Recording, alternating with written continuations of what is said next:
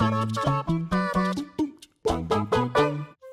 guys, what's up? It's Jules here for What Culture Gaming, and I want to talk to you about 2018. Now, 2017 is rapidly disappearing in our rearview mirror like a hitchhiker we've abandoned in a woods somewhere. Ha ha ha! And 2018 is coming up ahead, looking so full of promise, possibility, and hype trains. It's a wonder how we're going to fit all of this in. I mean, especially since the gems that have already been released are pretty stacked up as well. We've got Monster Hunter World, we've got Dragon Ball Fighter Z, and yes, I will always call it that because it's a stupid name, and even Celeste kicking about.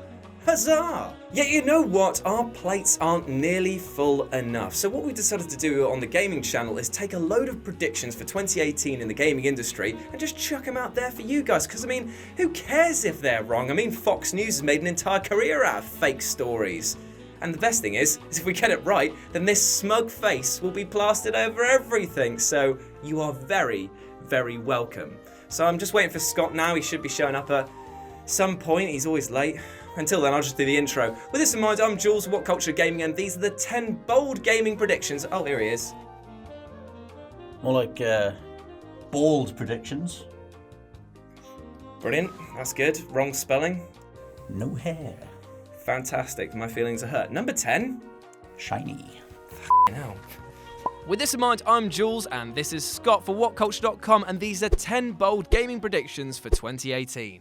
Number 10, Xbox Game Pass becomes Netflix for games. By the end of 2018, Xbox Game Pass will be well on its way to becoming your all-you-can-eat Netflix for games service, which will significantly shake up the games industry. Why will it happen? Well, it's kind of already begun. Though at present, Game Pass largely only features games that have already been released for prolonged periods, that all changes starting with Sea of Thieves in March. From then, every single first-party Xbox game will be released day and date on this service. It's not a huge leap to conclude that Microsoft will convince or pay some third-party developers to also add their AAA titles to the platform. As if they largely resist Microsoft's plan, then Game Pass will sadly be left lacking, especially as their first-party lineup for this year isn't exactly looking flush.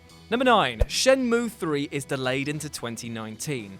When Shenmue 3 was announced, it sent the collective and ultra-hardcore fanbase into meltdown. However, as we've seen in a recent development video, a finished project does look to be a long way off. Now, Suzuki, the game's director, has said that it's looking good for a 2018 release, so could slip into the tail end of the year, but let's just say that our money is on a game that is 17 years plus in the making, effectively might not be too bothered about slipping another digit in here or there. Plus, without a huge studio publisher backing the project, there's no one to answer to, and less pressure to deliver within a time frame. Number 8, Nintendo Lavo absolutely destroys the PSVR unit sales. Within just 2 minutes of showreel footage, the Nintendo Lavo did what Sony haven't been able to do since October last year: build hype for a new console accessory. All it took was one glimpse of a cardboard piano or a DIY fishing rod, and millions of people were tuning in overnight just to see what the fuss was about. PSVR, on the other hand, doesn't have a single "you should buy the headset to play this and it works best in VR" style game. Not one.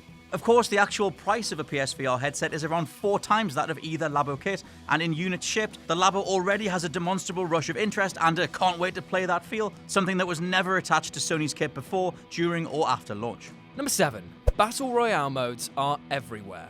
After the runaway success of games like PlayerUnknown's Battlegrounds and Fortnite, there's already been a shift in the market towards Battle Royale modes. And when you look at them from a developer perspective, they're fairly easy to manage and slot into existing titles pretty well. Hell, there's even rumours that games might get these modes added as DLC, so you may well see the likes of Battlefield 1, Call of Duty, and Ghost Recon Wildlands throwing their bloody caps into the goddamn ring. We might be totally wrong, but this instant allure of money would be hard-pressed for these game developers to turn down. Yet, this assumes that by the end of the year, we'll even want to play more of these games.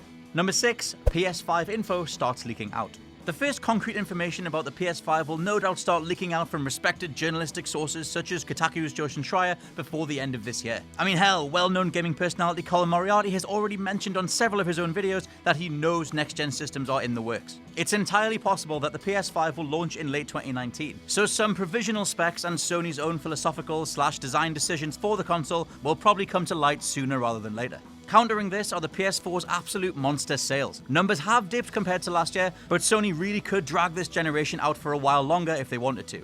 Number 5. Death Stranding won't reveal any gameplay in 2018. Right, so we all know how ambitious Death Stranding is shaping up to be thanks to the limited info and sheer mental nature of Hideo Kojima. However, and this is a risky bet, we don't think they're actually going to show any gameplay in 2018. In that it will most likely be another surreal cutscene which will leave us scratching our heads and wondering whether this man needs mental assistance.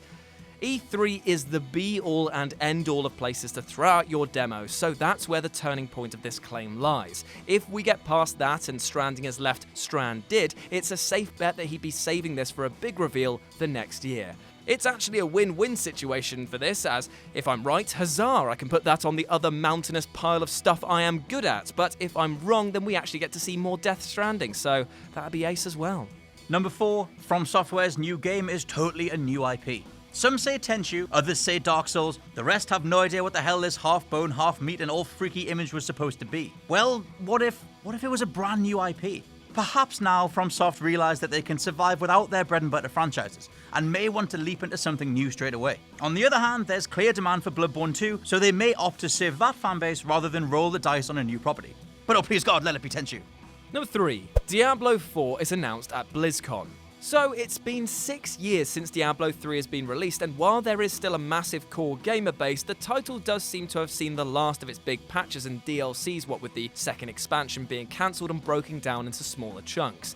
This has led many to believe that the reason for this is that Blizzard is busy working on the next big thing, aka Diablo 4, and that they'll announce this soon as the support for 3 winds down. Fingers crossed they've learned their lessons from the launch of Diablo 3, whose auction house and Error 37 messages gave a lot of notoriety, but not for the right reasons. BlizzCon seems to be the safe bet for this announcement, and a 2018 or 2019 release feels right. Then again, they did make us wait 10 years between 2 and 3, so they might make us wait a little bit more, the cheeky little whippets. Number 2, a second Nintendo Switch model is announced. Even right now, there are enough fixes and small bugbears that an iterative half-step system could improve with the Switch. That said, the Switch's hybrid half-console, half-handheld status is unique for Nintendo's release cycle. Usually for their handhelds, they start gearing up for multiple new SKUs every couple of years, meaning that if the Switch is treated similarly, there'll be a Switch XL or whatever advertised towards the close of 2018.